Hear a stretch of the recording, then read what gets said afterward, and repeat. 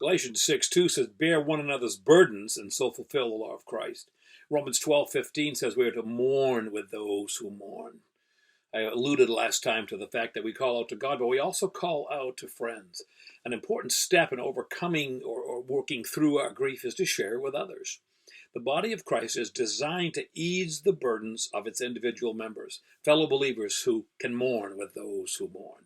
Usually they've been through it and they know all the silly questions and advice that other people have.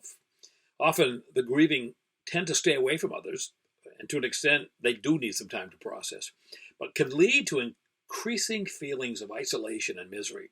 It's healthier to seek counseling, or group settings can really help. Groups offer listening ears and helpful encouragement, a little bit of camaraderie and guidance in working through this grief process. We share our stories with God and others. Our grief is at least lessened for the moment.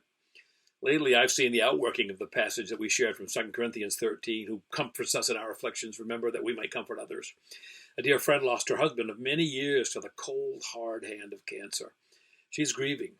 But another dear friend who had suffered a similar loss just a few years earlier shares with this newly bereft woman and helps her bear her burden. She doesn't tell her, get over it. She walks alongside her with it. She lets her know it's okay if it doesn't go away, but it does get a little better. Some assemblies offer grief share groups. People who have walked a dark path can help bear the burdens of those who are walking the valley of the shadow of death. And I've been learning over the years that sometimes my best answer is silence. If you cannot improve on silence, don't try. And my pastoral internship, my first experience with a grieving widow was when the pastor, Pastor Tim at the time, said, come with me, we'll demonstrate this part of the ministry too. I'm just a Bible college student. I didn't know anything. I sat in the living room. I greeted the widow and I said, I'm sorry. And then the pastor went and spoke with the rest of the family about what they wanted because she didn't want to. I just sat there.